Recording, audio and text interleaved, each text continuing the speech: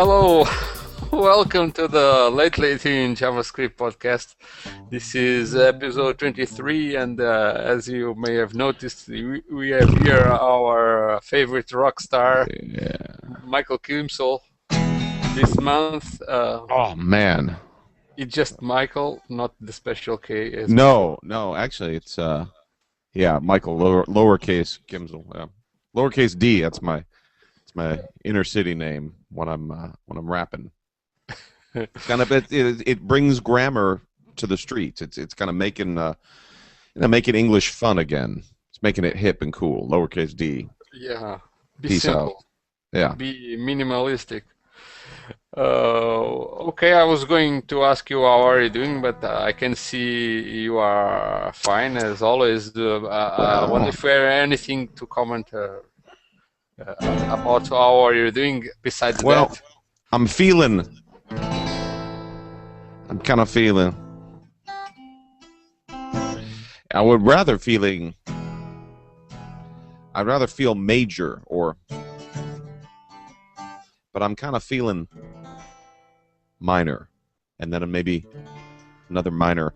So I'm kind of. It's a gray day here in Raleigh. I would turn the camera around, but I'd probably knock over my Red Thunder first off.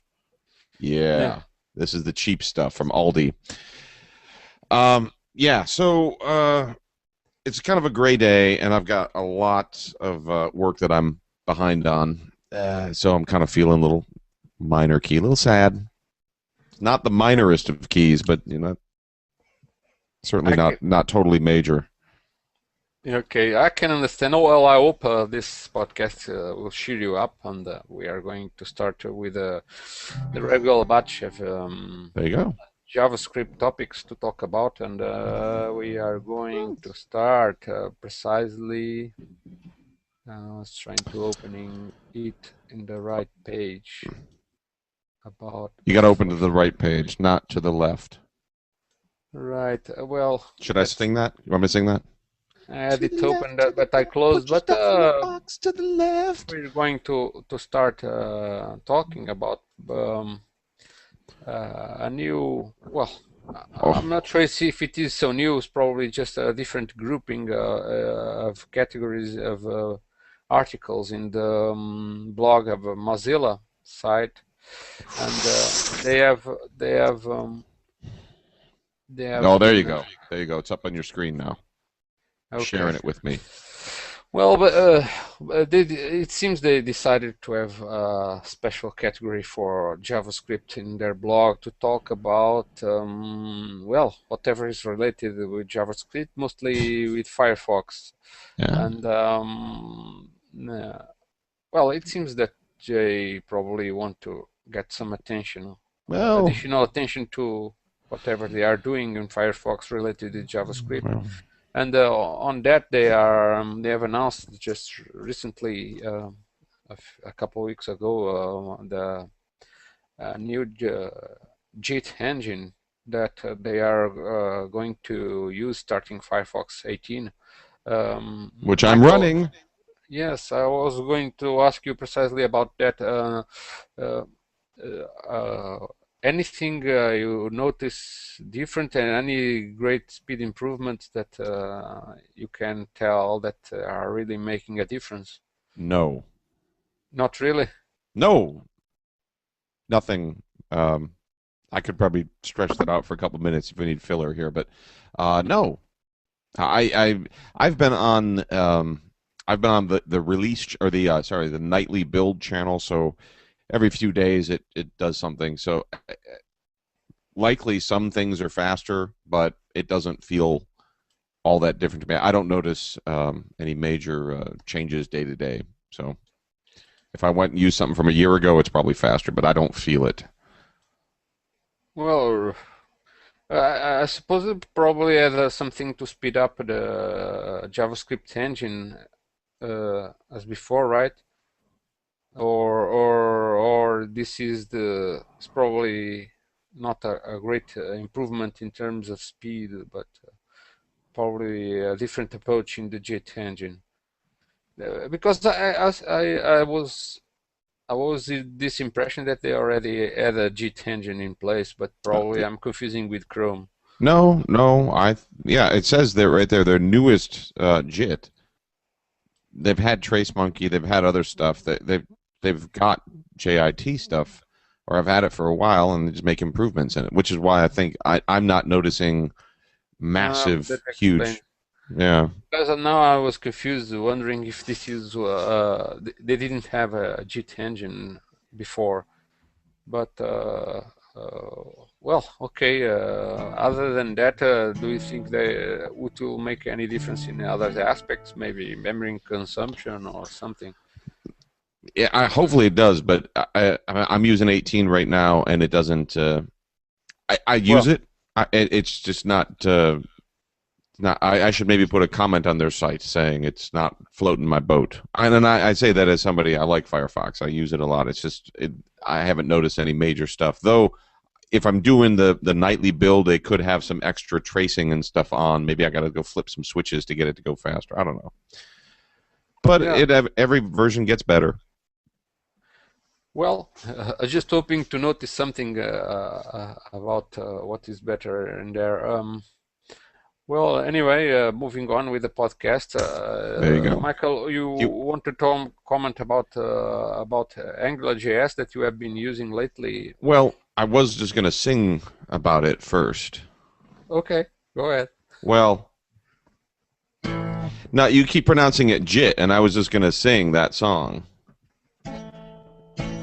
But I can't find my mojo. Maybe I'll get to it later. I'm a big McCartney fan, so I thought I could kind of adapt his Wings hit. Anywho, Angular. I could probably write a song about Angular too. Let's see. Oh, I do it in minor. This is the cultural moment. AngularJS, you made me happy. AngularJS, everything else is crappy. I can't really, that's I gotta work on that. Yeah, well, it's philosophical too. It's not. I'm not just. It works on multiple levels, kind of like AngularJS. I have a philosophy degree, so I have to be deep now and then. Just I'll lose it otherwise. I mean, I will lose the deepness. On that, while I'm waiting for that to come up, I'm going to hit my screen share, and I'm going to say. Trying to find out what I'm going to share with you first. Yeah. Spotify. No, I'm going to share. I'm just looking for. There we go. AngularJS. Oh, I'm sharing my screen. Are you seeing my screen? Yes, that's coming. Okay, because I still see you, and I didn't. I kind of don't enjoy that too much. I prefer when the big screen. Sorry.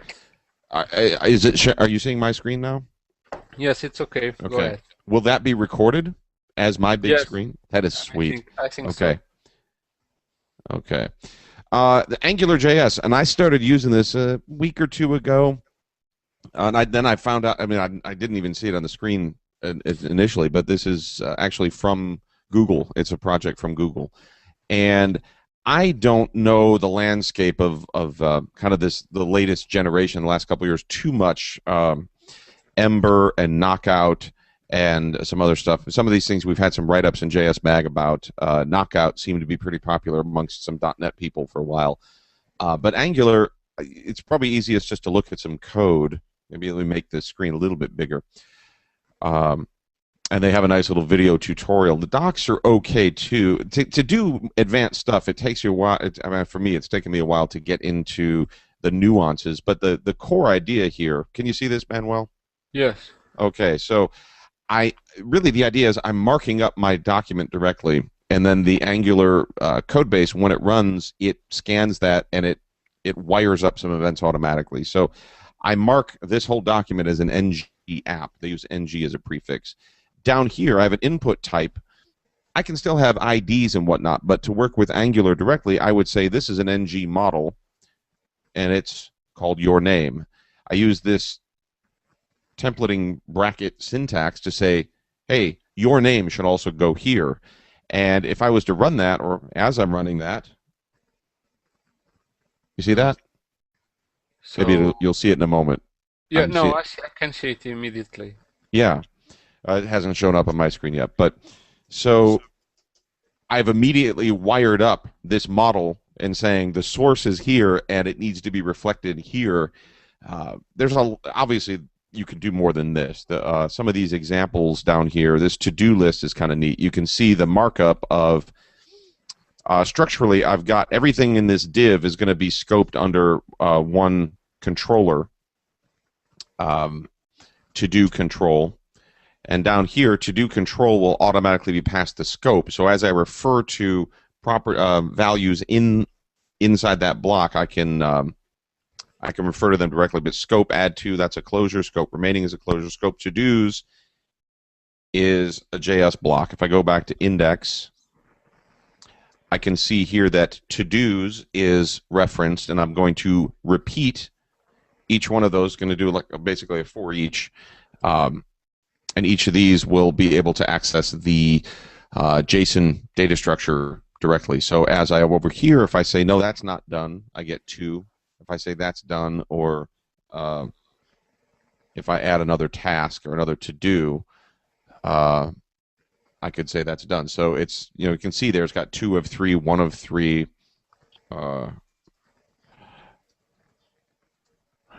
I got a lot on my plate now to do. Yeah. So anyhow, I'm not an expert at this at all, but it's been fun for me to me this is a good balance of good documentation, or so far feels like good documentation, an active community, but the tutorials here and the immediacy of both their interactive stuff and the ability for me, I was able to get stuff up and running in the first 10 minutes. Which harkens back to, some people maybe remember my old podcast, which I still do, but I interviewed people about Solar, SOLR, and just the idea of decent docs, decent out-of-the-box experience. I can follow a tutorial and have something working and clicking in a few minutes. To me, that is really crucial for my adoption. Other people don't work that way. They want to dive into the source code, or they want to read everything, and they want to take their time. I'm not like that. So for me, Angular has been an interesting experience so far, and I'm going to be pressing forward with it on a couple projects. Yeah, and I'm now looking to stop what it does is data binding, or is there anything else? There's actually a lot more. Just that idea of the data binding is an easy, quick thing to see. Sure. If you look more, there's a lot of nice Ajax interactivity. There's some standard ways. There's standard ways of creating your own reusable components, and there's also a fairly clean way of handling templates, handling client-side templates, and reusing template code and binding data to individual templates as well. So there's a lot there, and we could probably do a whole podcast on it at some point if either of us were actually good at it. Yeah. Or we could actually find somebody, if you're listening, you are listening and watching and are good with Angular, or you think, dude, Angular sucks, Knockout is where it's at, or Ember, or something else that you want to come on and kind of challenge us or make me look like an idiot, please do. Join us. And join the Hangout, or join us on another podcast, and I will take it like a man. Yeah, well, it seemed interesting, although just wondering if it would do more something in depth besides that, because sometimes given that it's a Google project, probably was expecting something more. There actually is a lot more to it. And just very briefly, one of the core things, which is not of direct interest to me in the stage that I'm in right now, learning it, but everything is tested, but it also has it has been written for to be testable, to make your code, as you're writing code in it, your code can be testable. A lot of the examples in their documentation actually say, here's some sample code, and right next to it, in another tab, here's the tests for it, and you can run these tests directly. So testing is really a first-class citizen, or seems to be, in Angular so far. So Yeah. Well, there you go. that's interesting. I can tell you that I was not really familiar with that. Unfortunately, it's also always a matter of time because there are so many things being Oh, released in the JavaScript world that it's practically impossible to follow everything. and I have, in some ways, kind of shied away from diving into something too much. I am not going to be a world-class expert on Angular, but I am. I made it. I made kind of a commitment to myself that I was going to use something out there rather than just my hacky jQuery stuff that I normally do. That I was going to try to invest some time and get better with something, and Angular was the one that struck me. So I will be. I have 2 projects I'm working on right now that I'm using Angular on, and it's going to be fun. Yeah. Painful, and parts of it are painful, but that's me. That's not the framework. So Yeah. Well, there's always some sacrifice when you are learning something new that probably is not obvious in the beginning. Well, also exactly. talking about new things, Windows 8 is about to be released in a few weeks, and Are we jumping right to Windows 8? You're trying to get all my stuff, all of my talking, just out in one thing, aren't you? So people it's can just say, "Well, I'm going to skip from minute 4 to minute 14." Right? not That's how really. I'm reading. Yeah, I want to intersperse myself a bit so they can't skip over me. Yeah, well, that was just an introduction to the next segment on Yeah, which we would be talking about something new okay. regarding Windows 8 because Does I'm not a Microsoft? Windows person, so it's probably Oh man. not my uh, not my type of thing to comment. But since you have tried something, you want to comment about the relation of JavaScript with the Windows 8, right? Yeah. I am trying to pull up something as well too. Uh, Last Monday, I went to I went to a presentation by Jim Duffy and Brian Hitney. Names may mean something to a few of you listening. Brian Hitney's actually been a guest on the Web Dev Radio podcast, I think twice. He is the regional Microsoft developer evangelist. He tends to his own focus of interest is on cloud stuff, Azure and things like that. But he tends to serve as a lot of developer relation stuff. And really, Windows 8, the smartphone stuff and the tablet stuff, and Windows 8 on desktop is the uh, is the new thing coming. Windows 8, the desktop version is going to be released October 26th, so just about a month from now. So it's really all hands on deck. Everybody at Microsoft is gearing up for this new release, and they gave a presentation on writing apps for Windows 8. And it was interesting. I went because I like to learn about this stuff, and I'd heard a bit about this, and I got a lot of watched some hands-on stuff, and it reminds me a little bit of Palm, the Palm pre-push a couple of years ago. JavaScript is nearly a first-class citizen in Microsoft development now. There are multiple stacks in the Microsoft ecosystem, and I'm not an expert on most of them. Probably 99% of what runs in Windows XP and Windows 7 will still run in Windows 8, but they have introduced a new paradigm. It was originally called Metro, and they've got issues with that, so now it's just the Windows 8 interface. But the way that you write applications, or the way they want you to write most of your applications, is binding to JavaScript. They have an intermediate layer set of libraries called WinJS, which expose a whole host of Windows stuff, down to some hardware stuff, up through things that you may have done with old Windows calls. A lot of those you can do with WinJS now. So most of your applications can be, or you can write full applications that are just in JavaScript and then deploy them.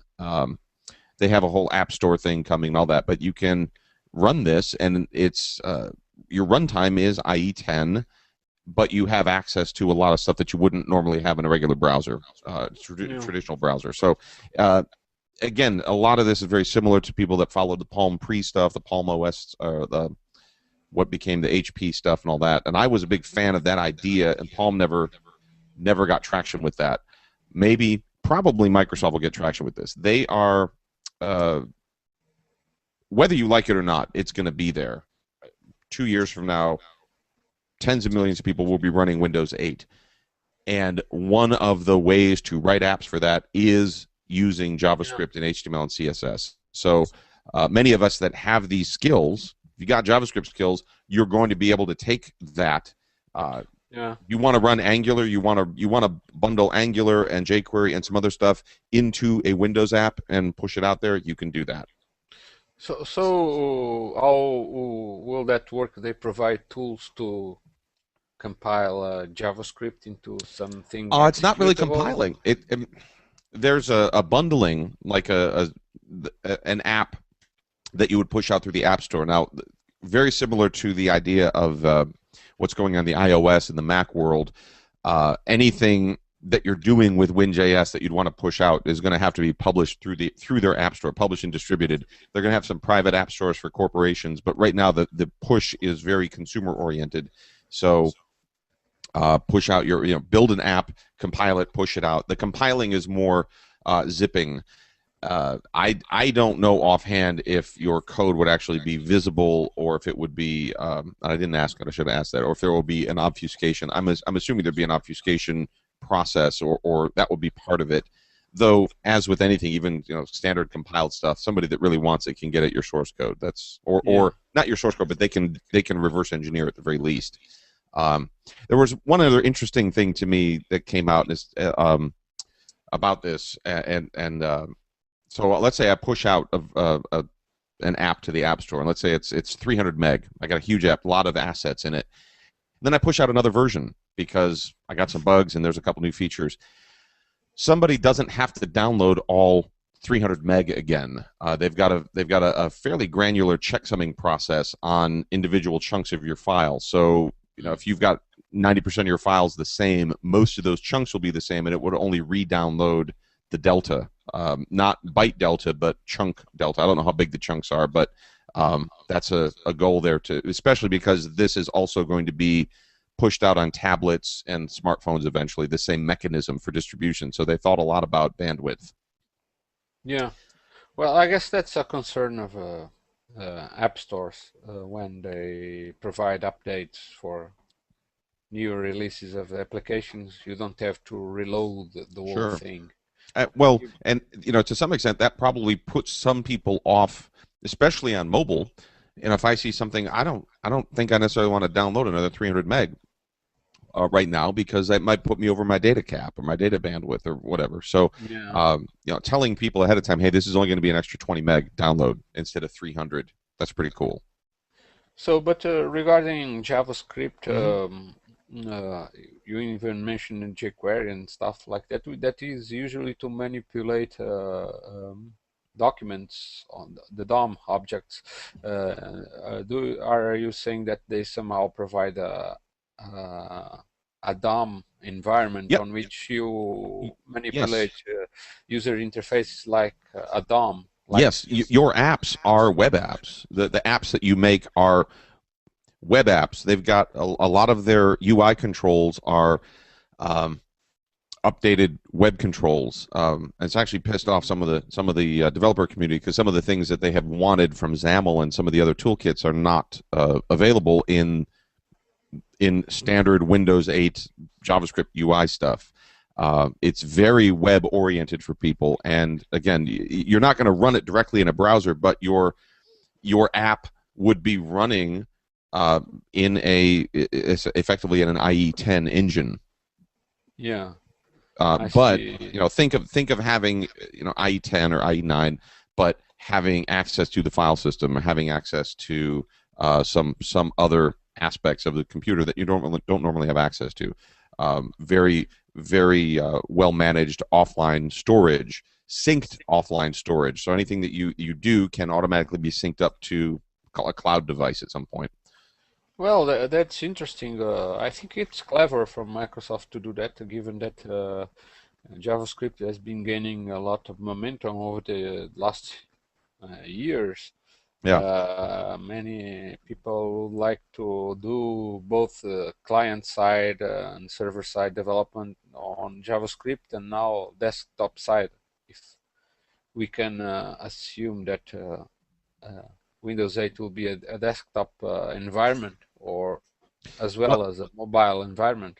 yeah, mobile, tablets, desktop, most of that stuff, most of your code should run, if you do the JavaScript stuff, should run on all those devices pretty much untouched. What's interesting to me, not just the kind of the geeky tech stuff, but this is a real 180 for Microsoft. I think they've realized that they're not in control of this anymore, and they are. You cynically, you could look and say, well, they're just playing catch up, and they're realizing they've lost everything. They've got to do something different, and rather, in the past, all their stuff was, you write for Microsoft only. Yeah, if you're taking advantage of everything on the Microsoft platform, you're going to be tied to that, but just like you are on Apple or just like you are in Java or something. But using JavaScript and CSS and HTML and all these widgets as the core of your app and saying this is a first-class citizen will make it easier for people to come into that ecosystem, but also make it easier for people to leave. If you write something, you could write something on Windows 8 first or in conjunction while you're writing other stuff at the same time, or nearly. You can reuse a lot of your logic and reuse a lot of your assets much more simply than saying, well, I'm going to write an Objective-C app and then try to move it to Java or try to move it to C# or something. It's I think they've got a lot riding on this, and I don't think this is going to be an easy win for them. But as a JavaScript proponent, just like I really liked the Palm move several years ago, that didn't work. I think that was less a tech issue, more of a management issue. I'm hoping that Microsoft pulls this off.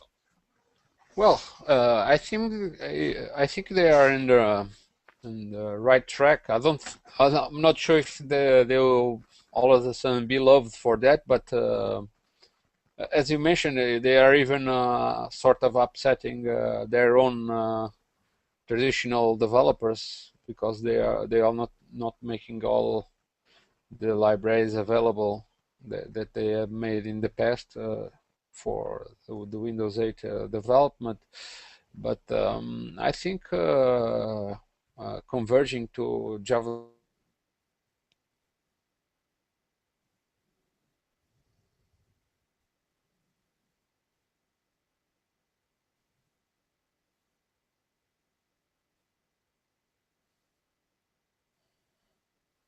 it is for different environments, and well, I don't know uh, if I'm back. this is going Sorry. to be Yeah. acceptable for well accepted in the whole developer community, but I think it's a good move. It And may upset some developers, but it may. I don't think it will right off the bat for a lot of people, but it will be attractive to another class of developers, the web developer who has traditionally not been able to get their stuff onto Windows desktops. It's open. So while you may upset some of your current people, if you can attract new developers in the long term, over the next 5-10 years, that may be a very strategic win. yeah, well, we have to wait and see, but I think that's a good move in general. Yeah, And talking about moves, we need to move on to the next please. topic on this podcast. So, I was willing to talk about a couple of libraries that they sort of do the same thing and with the different approaches, but the purpose here is mainly to to to turn pages like a book. Uh, Yeah, I mean, provide the user interface. For that, I'm just trying to open the right window. Let me see. Is it coming? TurnJS.com, I think, is the first one, Yeah. right?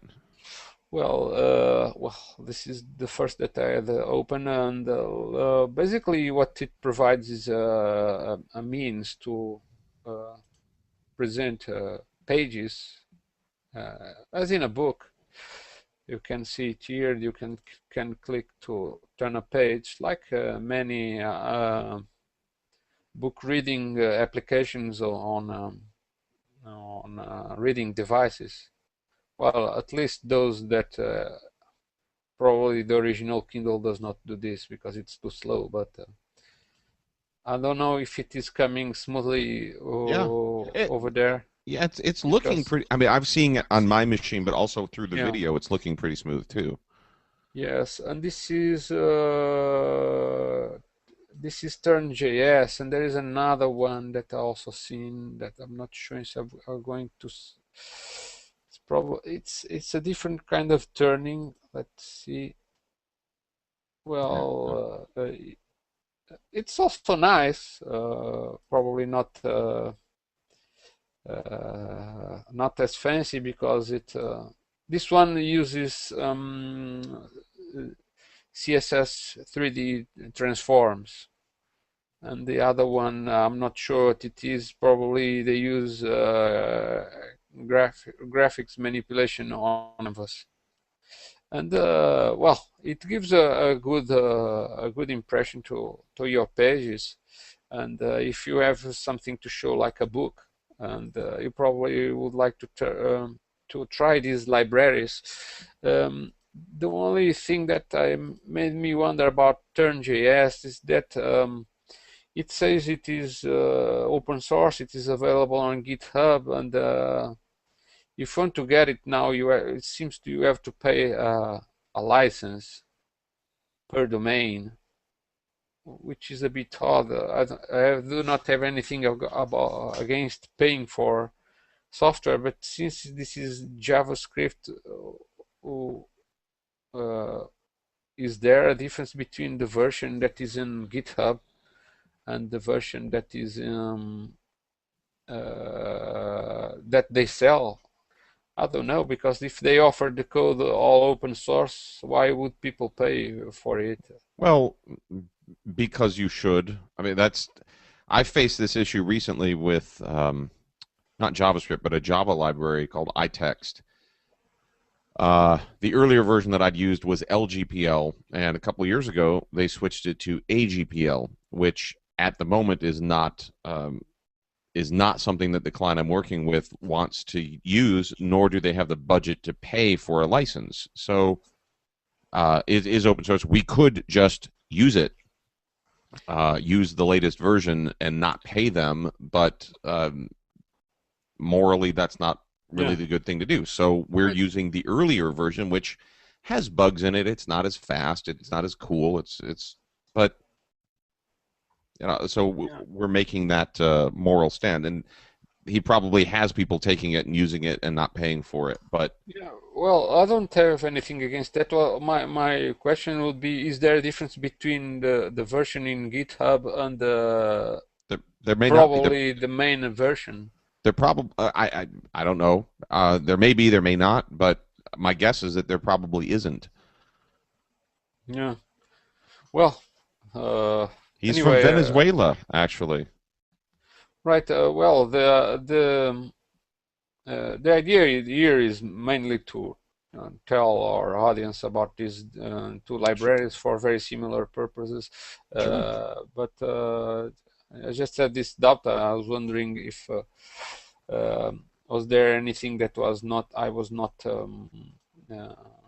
noticing about it.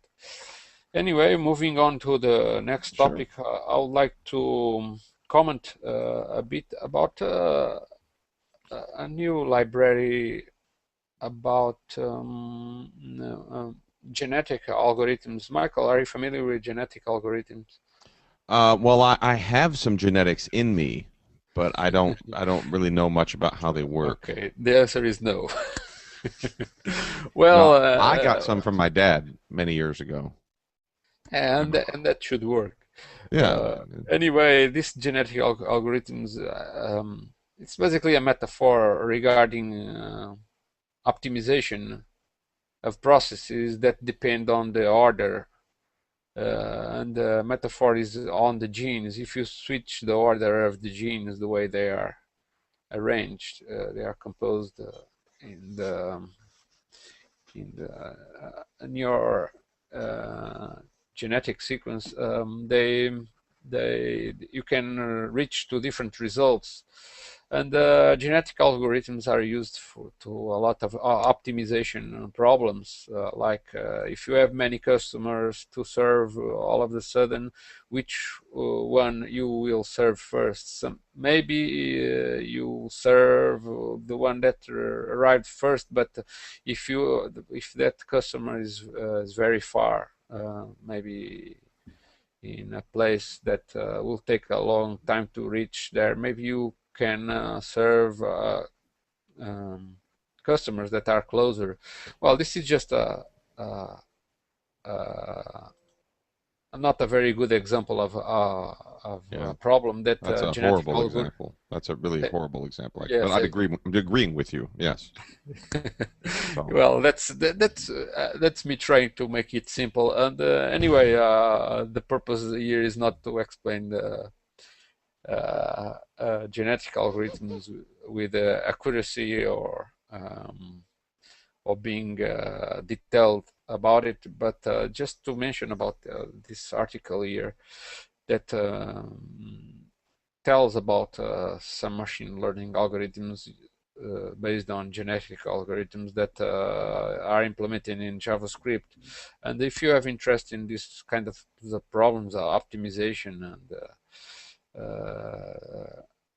all these things that are a bit advanced, but they have good use cases for real world problems. You may want to check out this article here, and that was basically all that I wanted to comment about it. No, I'm not even an expert, as you may guess, no.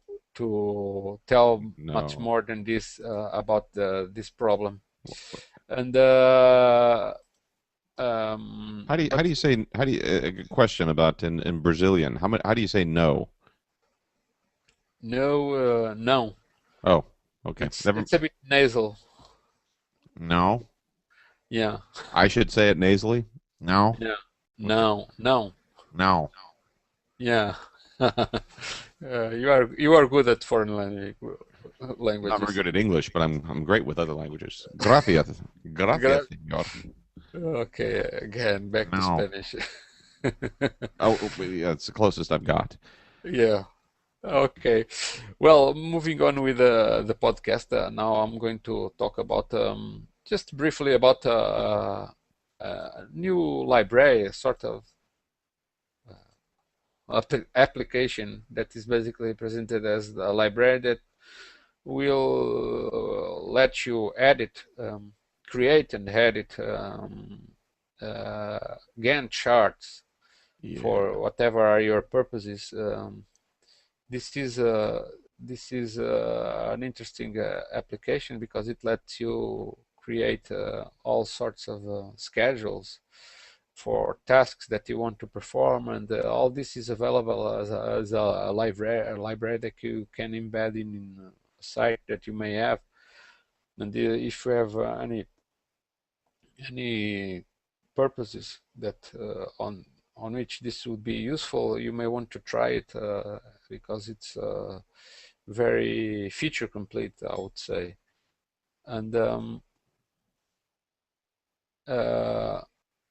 okay, I'm trying to switch off the screen sharing here. Okay, it worked. Well, regarding the Gantt charts, personally, I do not have any applications that I could use it, but I thought it would be interesting. Michael, do you have any applications that you would find useful to include a Gantt chart for some purpose? No. How was that? Was that good? Yeah, that was good. Thank you. No, not now. I have in the past, many, many moons ago, and maybe will in the future, but I have not Ganted in a while. Yeah, well, in PHP classes there was a class for rendering Gantt charts. Somebody provided it many years ago, and but it was not really an editor, an interactive tool for this purpose. Well, if you have any use for that, now you know there is a full-blown editor for Gantt charts. And moving on with the podcast, we are getting to one of the regular sections on which we comment about the latest classes published in JSClasses site. Yes.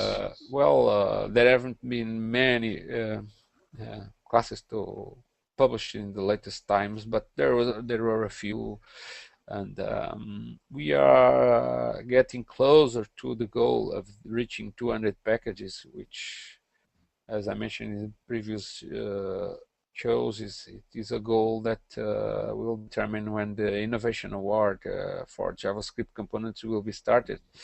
And regarding that, I already talked about this with Michael, and Michael, actually, JS Mag will be also sponsoring the Innovation Award when it starts, and it basically what Michael will be providing is a subscription of the magazine to a winner that is nominated to the Innovation Award when it starts, just like in the JSClasses site. And other than that, we're going to just comment a few about these latest classes. Michael, which of the classes did you think are more worth mentioning? The first one on that list, Crazy Uploader, is from, I had it up here. Aha. You are looking it with better glasses. Yeah, I had to put on, I couldn't see it through my goggles. Sandro Alves Perez from Brazil. Hope I'm saying that roughly correctly. And I didn't, my first looked at it, I just saw the name, like, oh, an uploader. There's a lot of those. This is explicitly an uploader for the TinyMCE content editor. And while I know that TinyMCE for some people is kind of old school, it's out there a lot. And I think people that provide upgrade functionality for that, CK Editor and TinyMCE, I think, have powered generations, multiple years of WYSIWYG editors on people's sites. And oftentimes, the default behavior is not enough. So I applaud people like Sandro who make plugins for those. I don't think there's enough of those. I've struggled with that in the past. I know it's possible to go in and configure all this stuff, but I just want something that's better than the default. And I don't want to have to learn programming to do this. So again, this looks like a very good plugin to give you much better than default behavior in TinyMCE. Yeah, actually, it's a solution that mixes JavaScript and PHP to manage the files on the server, so it can not only upload but also delete and rename and all those things that you need to do with files that you manage, that you need to include on your documents. Can be images or even, I think it even supports Flash objects. And from what I understood, Sandro developed this because he needed it in his own projects. And so thank you to Sandro for sharing this component. I'm sure it will be useful. Say it in Portuguese. Say it in Portuguese. No, you'll understand. Well, no, I want to hear it. I want to hear it. What do you want me to say regarding the thank you? Thank you, Sandro. I think you're a very handsome man. Say that. No, not that part. Obrigado, Sandro, but Obrigado? Is that it? Obrigado? Yeah. Obrigado? Obrigado, it's thank you. Obrigada, Sandra. You wanted to learn a new word. I thought you already knew that because it's pretty common. Not in Youngsville, North Carolina. It's not. I mean, thank you. Yeah, but It's one of the few things that you learn first in a language. right. Well, Yeah. some of us. You know there is well, there is, I'm not sure if it's accurate because some people say it's not right, but they say that arigato in Japanese comes from obrigado in Portuguese due Interesting. to, well, many centuries ago Portuguese visited the Asian countries to do trade, and there is a lot of words that either derive from Portuguese words or were inspired in the meanings, like Taiwan and the island, which is actually a country, Yeah. came from Formosa, which means handsome in Portuguese. Yeah. But Formosa. uh, it's not the same word; it's just the translation to. I Sure, think sure. And I'm we not have sure. we have Formica here, which is pretty close as well too. And Formica generally looks pretty good. So I think there's definitely a vibe between all these languages. It's amazing. Yeah, if you go and study it more deeply, you will find that there was a lot of exchange of words between languages. Well, I'm going to exchange a few more words with you, you son of a. Oh no, no, politely, politely. Hang on, let me share my screen. I'm going to share some polite words with you. Uh, there You we got go. Another component that I think bears looking at, Anaglyph. Now, Anna who? Anna, is this a woman's name? No, you've heard wrong. You've only heard the first half. Anaglyph. Although I guess that could be somebody's last name. Anaglyph 3D. It's from our old pal. Well, he's maybe not that old, but he's only 24. It says right there, or 24. But that's not how you say it in Latvian. Artur Sosins. Hello, Arturs. Anaglyph present text and images ready for 3D viewing. Present text inside a given page element to appear with shadow effects. Woo! At some point, he's going to do the glasses effect. That'll be pretty slick. Or the snorkel effect. Have you used this one yet? Have you played with this one? well, basically, it just displaces the images so you can see the red and separate from the green or the blue, or. But basically, it's just a way to prepare certain stuff on the pages to be viewed with the 3D glasses. But I am not. Well, if I had the glasses, that's one thing. But I don't have any glasses to try it out. So Well, there are always people that enjoy those things. I've never been very good. Did you ever go to the store where they've got those pictures that you look at, and if you stare through them, then you can see a horse? I've never been good at those. Were those a Yeah. big thing in Brazil in the 90s? No, I No. remember I was Oh, not in the 90s in Brazil, but I remember about that many years ago when I was still in Portugal. But okay. well, I didn't I have don't know. glasses to try this out, so Sometimes when I go to a theater to watch a movie and there is the 3D version, I watch the 3D version. Not a big deal, but there is always this appeal to see authority. things Oh, in 3D to see if it will make a big difference. Usually it doesn't, but okay. I did. Yeah, I did see Tron Legacy last year, almost 2 years ago. I saw that in 3D, and there was only probably 3 or 4 moments where something came at you, or that there was an actual impact to the 3D. Did it hurt you? Uh, well, no, not so much, but I uh, You I got had to scared. I had to wear the glasses over my regular glasses. Oh yes, I So have where to do that. trying it without, I tried with and without my regular glasses, and I don't wear. Obviously, I'm not wearing them all the time. I mean, sometimes I put these on just for fun. But my regular glasses, I don't need them all the time. But I felt like I needed them in the theater for part of the time, and it was really difficult to see with the glasses on. So, anywho, Yeah.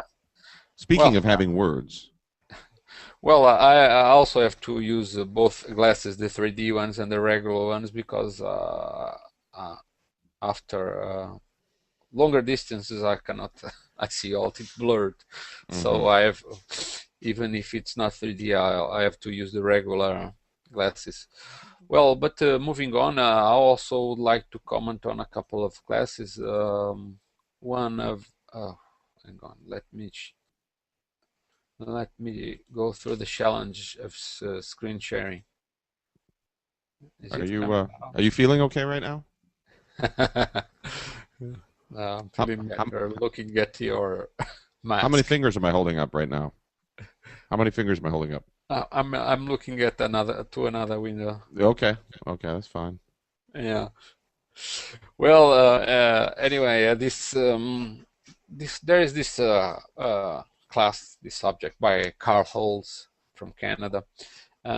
Is from what I understood, is a Muslim, and he has developed several components that are meant to access resources interesting for Muslims, like retrieving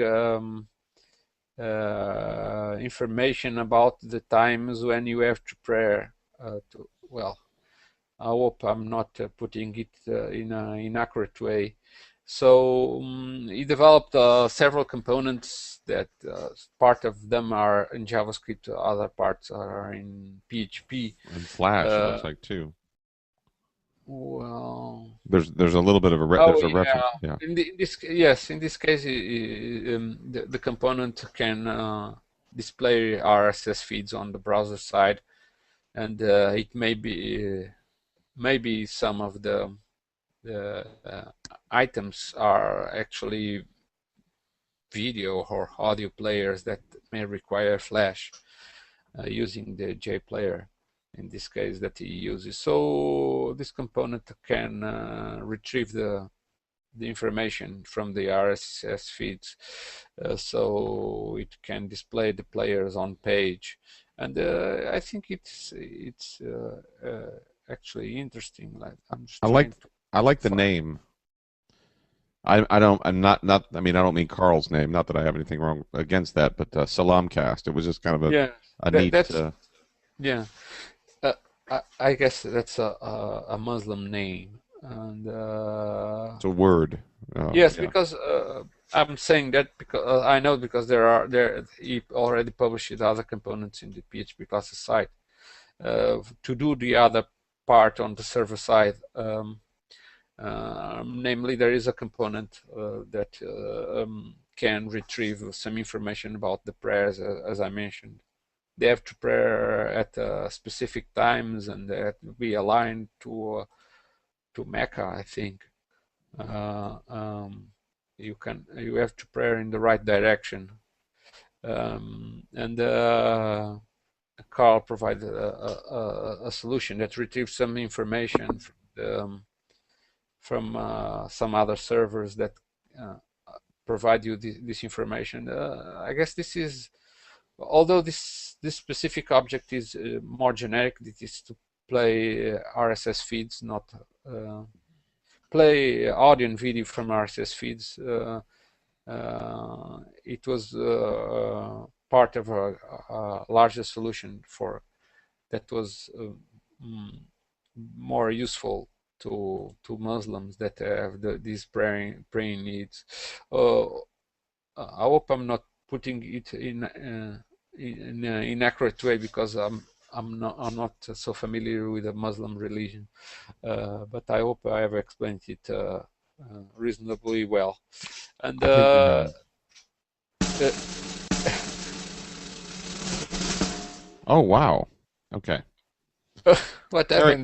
Did you play some audio effects? Yes, I did. I guess I guess this is new to me. Carry on. Well, moving on, now I would like to comment on another uh, object, in this case, an object that will allow you to drag and drop multiple files, and I have them uploaded via Ajax, and this component by Arun Kumar from India can do that. The the actual component name is multiple file drag and drop upload. So I think we have seen other similar components, but this one is always useful because there are always needs for these kinds of components. In this case, it uses jQuery to perform the Ajax upload, but it has to integrate with the events of the dragging and dropping files from the desktop to the browser window. So that is useful from Arun. Well, moving on with our podcast, it's time for Michael to tell us about the upcoming issues of the JS Mag magazine. Yes, it is.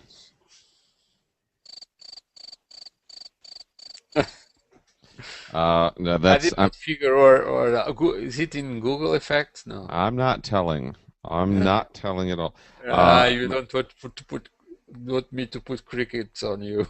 No, that was actually on me anyway. I'm pulling up the content list, the issues list. Because this is actually in production right now, so I'm looking to see what's going there. And of course, because I'm using the same browser as I'm using the same browser as I am for this, everything is a little slower. We have, well, I know Mike Schwartz has continually written about his development of SilkJS as a server-side JavaScript platform. He has he's graciously been contributing his knowledge about Node gets a lot of the big press, but there are other people developing other server-side JavaScript systems out there, and SilkJS is Mike Schwartz's effort, both something that he's been doing for his own needs, but he's been sharing it.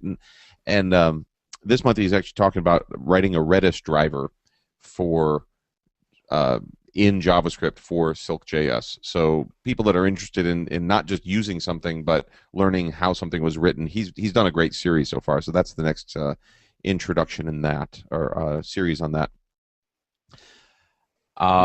Couple of things. Janine Meyer's back with us. Has a piece on how to detect some geometric detection when lines or when objects cross each other. Kind of a math. It's not heavy on math, but it's a little on my. It's a little beyond me. So it doesn't have to be much in the way of mathematical or algorithms to be beyond me, because it's just not my strong suit at all. We had something on HTML5 offline storage, though I don't think that's going to be ready for tomorrow or for Monday. But there's a couple other things that I'm actually not sure if they're going to be out next month or the month after. So that's kind of what's in store right now. Yeah. Well, you talk about Windows 8. Yeah. I was wondering if you had anything planned to. Well, I have talked to some people about it, and I'd like to have. I don't think we probably won't have anything. We won't have anything in October. We may have something in November or December, and maybe a small series on, getting up to speed with JavaScript in Windows 8. When the Palm stuff was big a couple of years ago, when that was kind of going through its heyday, we had a couple of series from people on that, and I think at the time that was pretty well received. The Palm community, actually, we had one issue out, and the Palm community came in droves just because there wasn't that much information out there for it. So, and it's there, but it tends to be the Palm community knows everything, knows all about all their resources. So when there's a new one, people like to gravitate to that. So yeah. Yeah. So well, that's interesting, and I think with that we have practically ended this podcast. Oh, Uh, I am our, going to continue to invite people to our upcoming conference in November, oh November yeah, 17th, IndieConf. Freelancers, people who aren't freelancers but thinking about it, or if you work for yourself part-time, developers, designers, anybody in between. We will have 21 sessions on the day. We have, I think, 14 confirmed right now. There's another 5 where I'm waiting for speakers to get back to me. In almost all cases, they're going to be yes, but we're just hammering out, yeah, making sure that it fits in their schedule. Indieconf.com. There is some information up right now.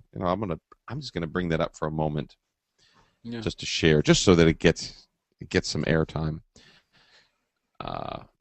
Though maybe I I was shouldn't, wondering because if it's you had any new speakers that were lined up recently that you wanted to comment. yeah. Well, it's just waiting now because I'm trying to do the screen share. Do you see my screen up now? I see, but it's in your dial. Yeah. It is. It is coming up. It's just taking its sweet old time. There we go. We have. Wow. It's I really just can't. slow, right? It's. I'm doing my Google Hangout through the same browser, and I should not do that. Oh, Yeah. the other thing is, actually, I think it's sharing the whole screen, not just the browser. So I think there's extra stuff there. Um, Oh we've yeah, got that's right. we've got a couple of different focuses this year, trying a couple different things.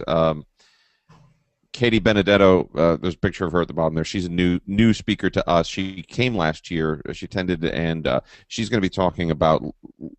There's this movement on in the past couple of years called lifestyle design. The 4-hour work week kind of kicked this off from a naming standpoint. But the idea of trying to build a business for yourself, maybe you and maybe one other person, but build a lifestyle business, something that fits the kind of life you want to have, rather than trying to fit your life around a particular business or a particular job, kind of turning that on its head. And she's going to be talking about things that she's done and things that other people are doing, tools that you can use to help guide you in that journey, and so on. A lot of different ideas there, because we have somebody else who's also going to be talking on a similar topic, similar focus, but he's not confirmed yet. So we will probably announce that next month. Jonathan Bailey is new to IndieConf as well. He runs a podcast called Plagiarism Today. He's not an attorney himself, but he has been a long-time enthusiast and advocate in issues of copyright and plagiarism, and he's going to be talking about how to protect your assets online, your digital assets, your content, and things like that. We've had a few of these people here before. I'm not trying to skip over anybody in particular. Brennan Dunn is actually somewhat well known on a Hacker News website right now. He has written a book called Double Your Freelancing Rate, and he's up in Virginia, and he's going to be coming down to IndieConf on the day as well. So it's interesting to see who we've got so far. You can go there and you can take a closer look at the sessions. There are a few more that will be coming. But get your tickets now. There's my Yeah. plug. Well, it seems it will be have a very packed event. Is it 1 or 2 days? It's one day, and actually, I'll be brief about this, but it has something that's come up a couple times, because it is a ways for people to come, and I think there are some people that aren't coming just because it's a one-day event. If that's you, we don't have it on here yet, but we will be doing some sort of an event Friday night, probably an open house at one of the local co-working facilities, and probably dinner, drinks kind of thing on the Friday night. This is a Saturday event. So we will be, if you're coming into town, don't think you have to come in Saturday morning. If you want to come in town, there's a good deal on a local hotel, Yeah, and you will be able to join most of us, and we'll have a good time Friday night too. that's great. Well, with that, we practically end this podcast. Yes. I'd like to thank you again for coming, Michael. We tried to do something different this month with Google Hangouts, starting it as a Google Plus event, but it didn't work well because it was refusing to allow to record the transmission, and so I had to start a separate